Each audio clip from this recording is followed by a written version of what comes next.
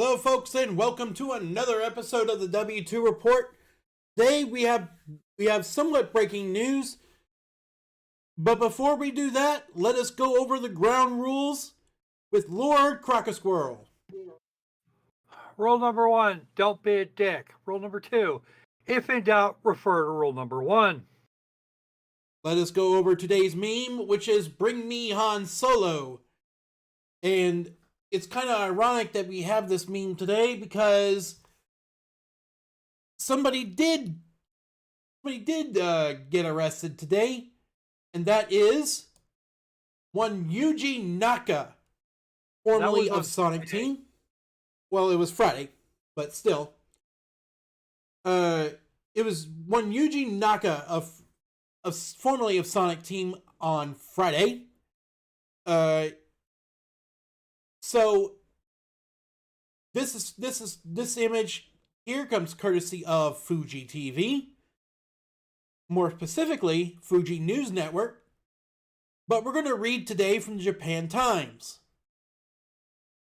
Prosecutors Friday arrested Yuji Naka, the 57-year-old creator of Sonic the Hedgehog, of the Sonic the Hedgehog video game series, over alleged insider. Yeah, he had help. Can't help it. Can't help it. Read what's written. Over alleged insider trading in shares of a game maker. Naka, while employed at game maker Square Enix, allegedly purchased 10,000 shares in aiming for about 2.8 million yen in January 2020 based on insider information about a smartphone-based online game being developed jointly by the two firms. Now, just so you know, that's about $20K US-ish. In 2020, that was worth it's worth a bit. That's actually worth quite a bit less than USD now, but You'll have to excuse me. I'm just now getting over a cold. He is known for having created, quote unquote, the Sonic the Hedgehog series when he was working at Sega, a unit of Sega Sammy Holdings. In the case, Tokyo prosecutors on Thursday arrested Taisuke Suzaki, now that I can frickin' read it, and another gentleman called Suzuki. Yes. Both of them are... Fumiaki Suzuki, yeah. And they spent quite a bit more. Yeah. Yeah, they paid about 47.2 million yen each, well, together for their shares of aiming. But that's not getting us into the topic of discussion. What is the topic of discussion is what is considered an insider trading in Japan. Insider trader in Japan. For that, the Japanese government, or rather the Japanese Exchange Commission, provided this brief summary of insider trading regulations in Japan. The source will be provided in the pinned comment down below. So if you have a minute or three, go check it out. Scroll down, Derpy. Yeah, I'm scrolling down, Derpy. To page 1. Do it right. Don't do it. There you go, right there. In Financial Investments and Exchange Act, you do not fuck with that. Ever. Just so you have that one. Right. Articles 166 and 167 tend to get prosecuted a lot. Mind you, conviction rates are actually very high in Japan. Yes, because they actually know damn sure before they prosecute you. That, and that and the Japanese, as a Japanese jury, is very likely to conform to authority because that's the nature of the animal, Mm-hmm. and the prosecutor has authority, whereas the defense is bugging it up, is bucking that. Right. Next page.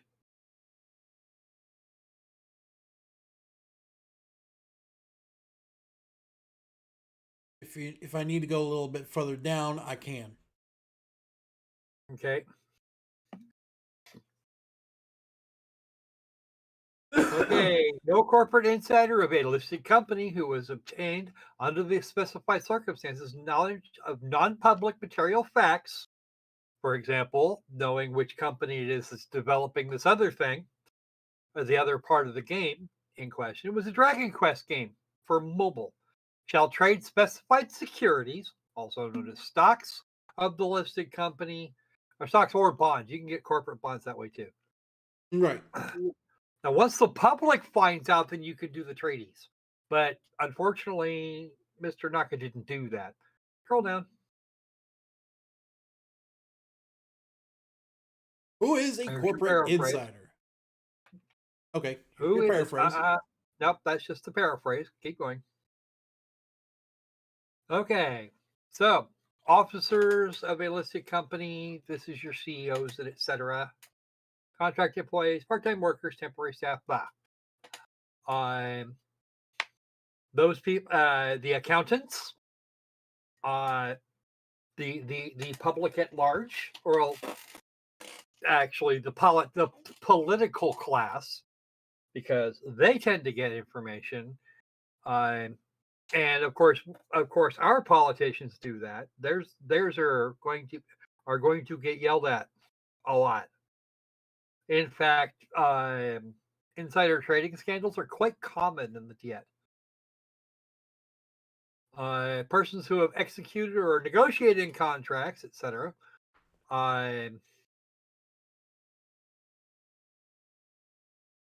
Whoever it is that's underwriting, right? Attorneys, public accountants, etc., etc., etc.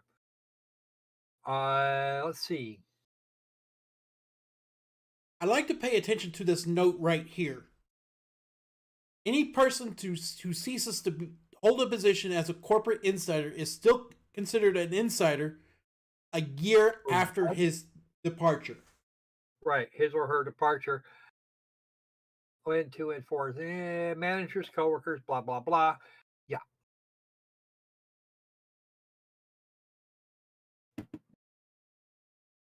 It'll be in there will be a link there will be a link below somewhere. I suggest you look at it. Okay.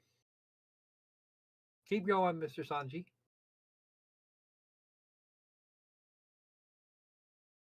Material facts from corporate insiders. Oh, yep. Yeah. If somebody that works for the company tells me and I act on it, we're both fucked. Yeah.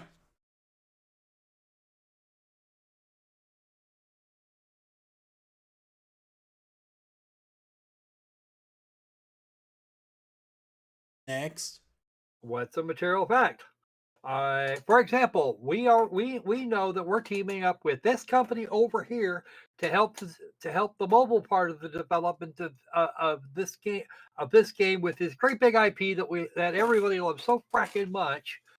That would be a material fact, and if you act on that material fact, you're wrong. The same thing. What the hell was the name of that? What the hell was the name of that Eddie Murphy movie? Oh, Where they went and quartered the market on frozen concentrated orange juice. Trading Places. Trading Places. That's the one.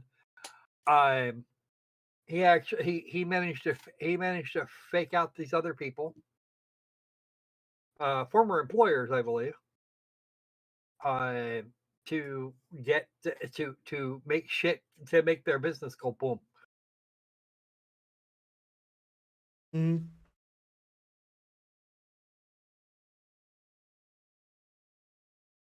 Things Next slide. these are These are things that might affect the bottom line. That's where we're going with this. Right. If it affects your personal bottom line, then as far as, I'm going to sell off all this stock. That's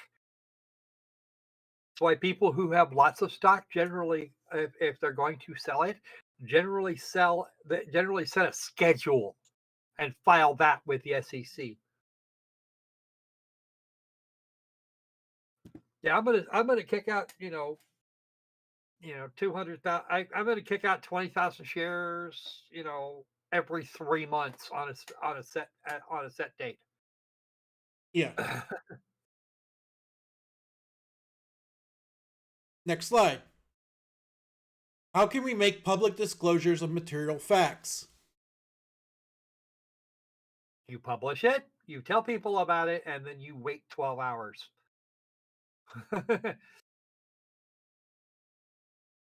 12 hours have passed since the material fact was announced by at least 2 news media outlets, which are usually going to be newspapers, trade magazines, or TV.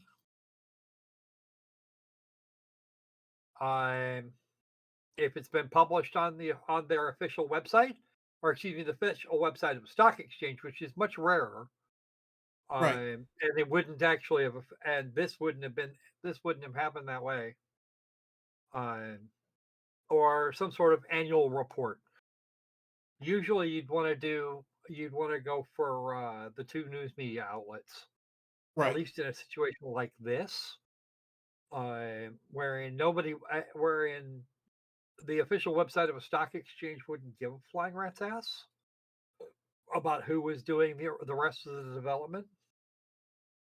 Mm-hmm. And it wouldn't actually appear in the annual report unless the annual report happened to coincide. So, True. if Naka had waited half a day after, I don't know, it was they took out a full page advert in a bunch of the newspapers around Tokyo, then it wouldn't have been a problem. No. Or or reviews came out, or excuse me, news sites came up with it or something. Or if one of the other 2 idiots, shall we affectionately call them, actually leaked the story to the gaming press here in the U.S., for example. 3 little morons. Oh, I'm sorry. We're not quite. Thanksgiving isn't over. I'm not allowed to sing Christmas music yet. Okay, moving on. All right, next slide. What kind of securities trading are subject to insider trading regulations? Anything marked as trade.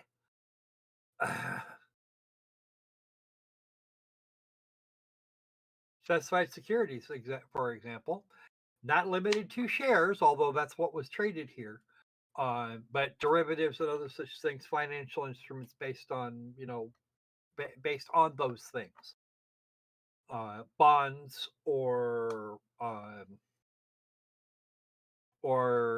loans backed by said securities, etc. Yep. Next slide. Penalties. Ooh, this is where we're getting into it.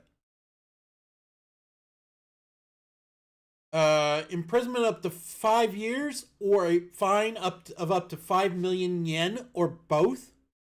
Generally speaking, it would be, in this case, it would probably be both. Because Naka might not get that.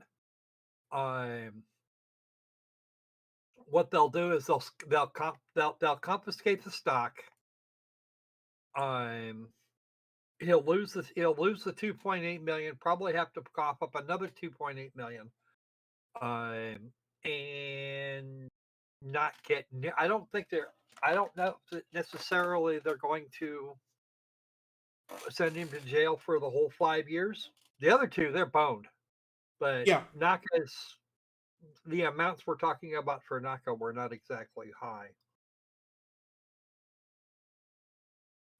And if Naka's still holding that stock, then yippee.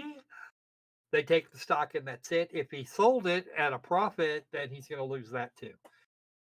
So he's still going to be out of he's still going to be out 5 to 6 million yen.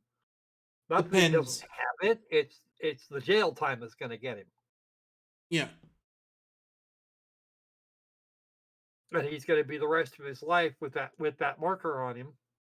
That's not going to end well because he's still for a Japanese worker, he's still actually halfway young. 57 is young. He's got another 10 or he's got another 10 or 15 years. I think it's actually maxed out. I think they max out at 70 over there. The expected retirement age of I think it's 70. Don't quote me on that. Look it up. But I believe it's 70. It's over 65. Yes, don't take us at our word. Even if we present facts to you, do your own research, do your own homework, and we'll get along just fine. Come up with your own conclusions. And if you think we're wrong, go down into the comments. Type them out. Show us where we're wrong. We might actually prove to be wrong. In which case, we will apologize and be done with it. As of this July, it is they have to guarantee employment for workers up to 65, but you're not required. Right.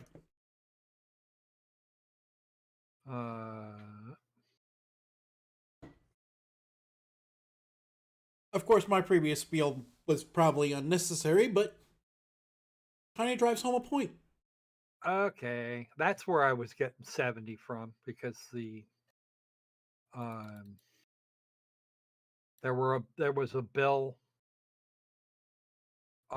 requiring companies to retain their workers until they're 70, but that was from April of last year, and apparently there's been some sort of court decision since.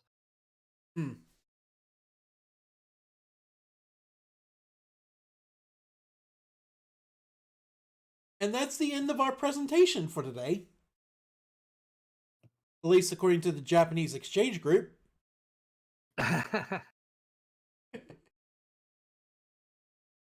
Now, before our live stream today, Squirrel, you mentioned you pointed out that the price of the Japanese yen kind of bounced around a little bit.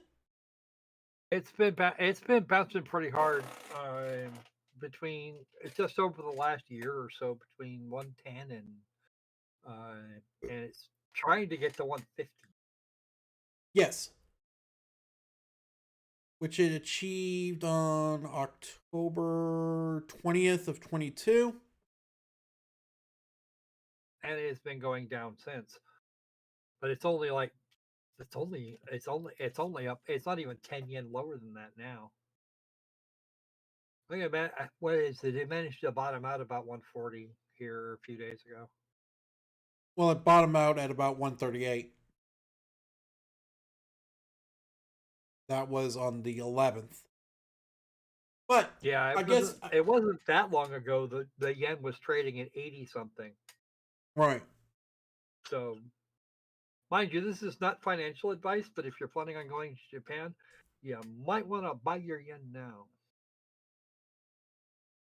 Yeah, I might just do that. Because that'll make your trip that will make your time in Japan quite a bit cheaper. Actually, Japan's apparently opening up to tourism again, I'm hearing. So that might actually correct, be sir. a thing. That might actually be a thing. With the pandemic, pretty much just a bad memory in the eyes of most folks.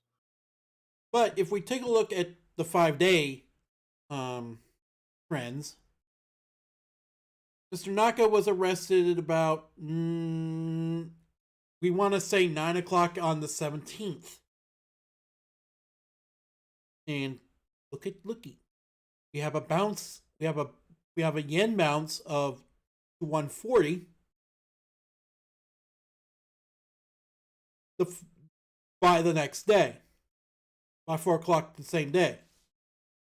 Assuming, of course, that you just remember that they're in the future. So it's already tomorrow where they are. They're like 16 hours ahead of me. Oh yeah. So 16 or 17 hours, something like that. I don't know the exact time in Tokyo, but that flat spot there is actually the weekend. Yeah, of course. And the Nikkei Index is, if I remember correctly, closed Saturday and Sunday, just like it is here. Yeah. And then it bounced back up to about 150-ish, 142-ish. By Monday. I realize that there is some compression there, so be aware. Yeah, of course. All right. We about ready to wrap this up? I think we are, sir. Yep. The Japanese economy is doing a little bit of contracting at this point, so there we go. All right. All right. There's your bonus news for you.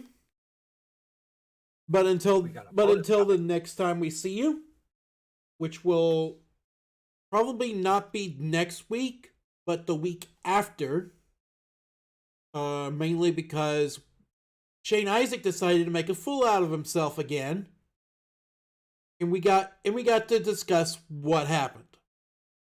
Ooh. So until the next time we see you, well, you know how the rules work. We will see you next time.